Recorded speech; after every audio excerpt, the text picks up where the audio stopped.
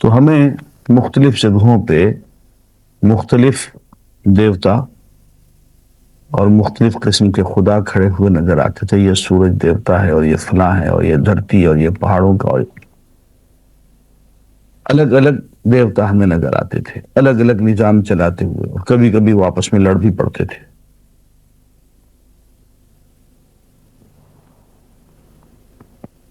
ہمیں یزداں اور اہرمن کی بھی کشتی نظر آتی ہے کہیں پر. لیکن جدید سائنس نے کائنات کا جو تصور دیا ہے اس میں سوائے ایک ذات باری تعالی کے کسی اور کی گنجائش نہیں چھوڑی. ماڈرن فزکس نے کائنات کی وسعت کا جو تصور ہمیں دیا ہے اس کو دیکھ کے تو انسان حیران رہ جاتا. اتنی عظیم کائنات. مثلا ایک جملے میں عرض کروں تو یوں لگتا ہے کہ غالباً ہمارے تصور سے باہر کی کوئی چیز ہے یہ. مثلا ماڈرن فزکس یہ کہتی ہے کہ اس کائنات میں کم از کم 1,00,000 نظام ہائے فلکی موجود ہیں، گیلیکسیز. 1,00,000 نظام فلکی، اور ایک نظام فلکی جو ہے ایک گیلیکسی، اس میں ہمارے اس سورج جیسے 1 ارب سورج اپنے اپنے نظام شمسی سمیت شامل ہے.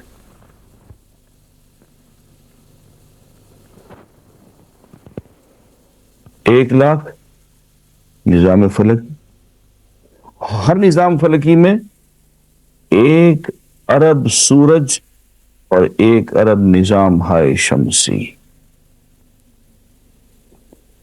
اور آپ جانتے ہیں نظام شمسی کیا ہوتا ہے، solar system.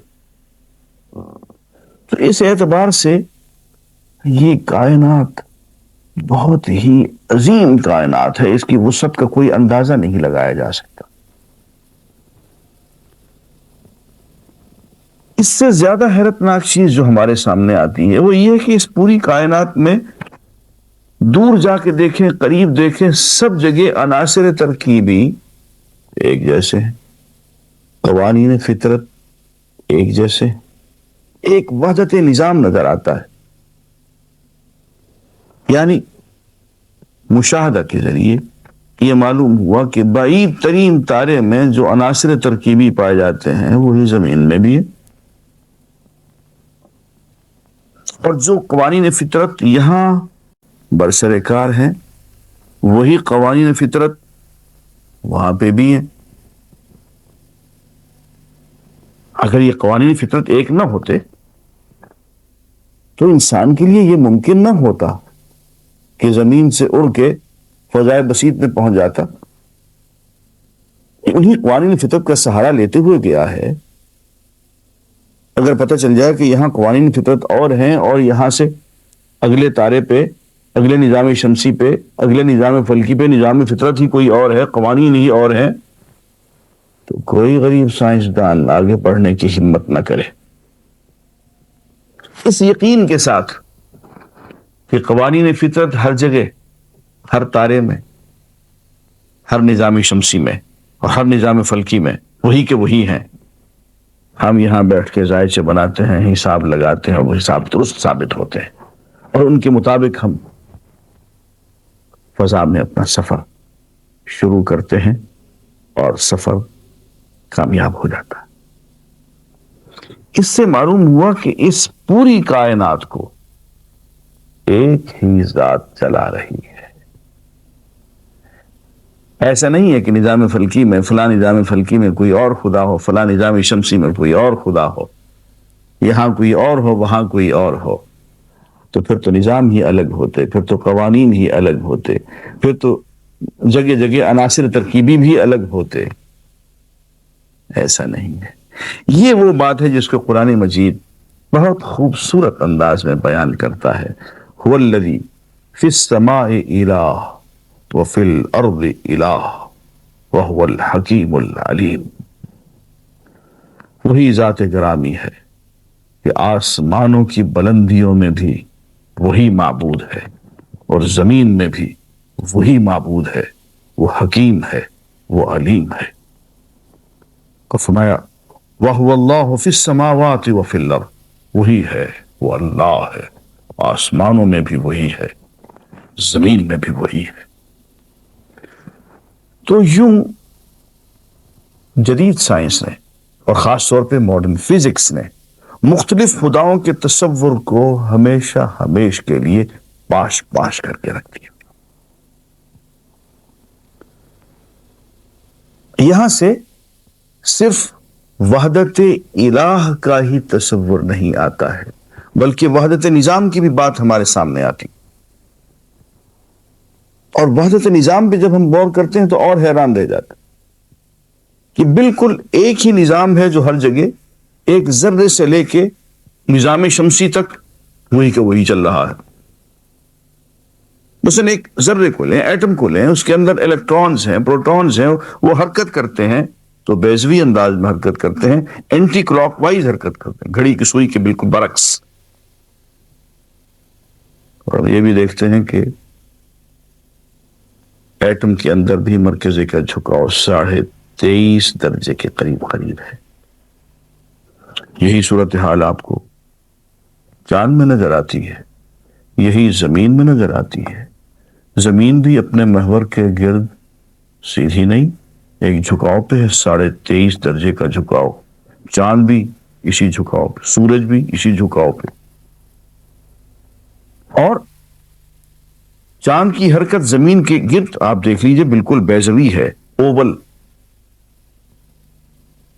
Anti clock wise. گھڑی کی سوئی تو یوں حرکت کرتی ہے نا، لیکن چاند زمین کے گرد مدار پہ حرکت کرتا ہے تو اینٹی کلاک وائز کرتا ہے۔ ایٹم بھی ویسی، اور زمین سورج کے گرد حرکت کرتی ہے وہ بھی اینٹی کلاک وائز اور اوول بیضوی انداز میں، انڈے کی گولائی میں۔ یہ صرف چاند اور زمین کی بات نہیں ہے، اور سیاروں کی بھی یہی بات ہے، مریخ ہو، نیپٹون ہو، ہر جگہ یہی صورتحال ہے۔ یوں لگتا ہے کہ یہ ایک ہی نظام ہے، ایک ذرے سے لے کے نظام شمسی تک اور نظام فلکی تک ایک ہی سسٹم۔ معلوم ہوتا ہے کہ نظام چلانے والا ایک ہی ہے، جس نے ہر جگہ ایک ہی نقشہ، ایک ہی آرکیٹیکٹ لگتا ہے، جس نے ہر جگہ ایک ہی قسم کی تعمیر اور حسن تعمیر کا مظاہرہ کیا ہے۔ پھر آپ یہ دیکھیں کہ کائنات کی ہر چیز جو ہے وہ جوڑا جوڑا بنا دی گئی۔ ہر چیز کو آپ جوڑا جوڑا دیکھ سکتے ہیں، نیچے سے لے کے ذرے سے لے کے، ذرے میں بھی آپ کو الیکٹران پروٹون نظر آئیں گے جو ہے۔ نباتات میں بھی ہر چیز آپ کو جوڑا جوڑا نظر آئے گی، حیوانات میں بھی آپ کو ہر چیز جوڑا جوڑا نظر آئے گی۔ اوپر تک چلے جائیے، یہ زوج زوج کا تصور جو ہے ہر جگہ آپ کو ملے گا۔ اور اس کے باوجود ایک اور کرشمہ ہے، میں تصوف کی ایک اصطلاح استعمال کرنے لگا ہوں، وحدت الوجود۔ ہمارے ہاں فلسفی لوگ وحدت الوجود کا فلسفہ بیان کرتے تھے اور ہمیں پریشان کر دیتے تھے، سمجھ میں نہیں آتا تھا۔ لیکن جدید سائنس نے آ کے وحدت الوجود کی بات سمجھنا ہمارے لیے آسان کر دیا۔ نہ صرف یہ، ہمارے لیے ایک اور مشکل تھی، مادہ، میٹر۔ مادہ تو ہمیں نظر آتا تھا، یہ میٹیریل میز ہے، ہم ٹینجیبل ہے، ہم اس کو حواس خمسہ کے ذریعے سے چھو سکتے ہیں، آنکھوں سے دیکھ سکتے ہیں۔ تو ہم کہتے تھے کہ بھئی میٹر تو موجود ہے، مادہ تو موجود ہے، روح کہاں ہے؟ تو روح کو ثابت کرنے میں ہمیں بڑی مشکل پیش آتی تھی، اور اس کے لیے فلسفیوں کو بہت زور لگانا پڑتا تھا اپنی منطق کے راستے سے۔ اب صورتحال بالکل برعکس ہو گئی ہے، الٹ گئی ہے۔ اب میٹر کے بارے میں، مادہ کے بارے میں سوچنا پڑے گا کہ وہ موجود ہے یا نہیں۔ ہر چند کہیں کہ ہے نہیں ہے. آپ کسی بھی میٹیریل چیز کا آپ جب انالیسس کرتے ہیں، تحلیل کرتے ہیں، تو آخری ذرے تک جب پہنچتے ہیں، ایٹم تک پہنچتے ہیں، تو پتہ چلتا ہے کہ ایٹم تو ان دی فائنل انالیسس، آخری تحلیل میں، وہ تو الیکٹران اور پروٹون ہے، وہ تو برق پارا ہے، وہ تو انرجی ہے، وہ تو طاقت ہے، وہ تو روح ہے، اسپرٹ ہے، سول ہے، ہر مادی چیز. تو پھر مادہ کہاں ہے؟ وہ تو در حقیقت نہیں ہے. اصل چیز تو پھر روح ہے. وہ چیز جو کہ مادی نظر آتی ہے، اس کے جب آپ تجزیہ کرتے ہیں تو وہ تو برق پارے ہیں، وہ تو انرجی ہے، وہ تو سول ہے، اسپرٹ ہے. ایک الیکٹران کے ساتھ 8 پروٹونز بنا دیں تو کوئی اور چیز بن جاتی ہے. ایک الیکٹران کے ساتھ 7 پروٹونز بنا دیں تو وہ کوئی اور مادی چیز بن جاتی ہے.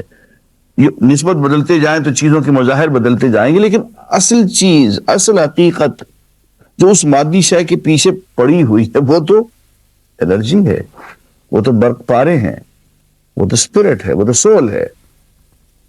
تو موجودہ سائنس نے ایک کام تو یہ کر دیا کہ روح کے وجود کو ثابت کر دیا اور مادہ کے وجود کو مشکوک قرار دے دیا.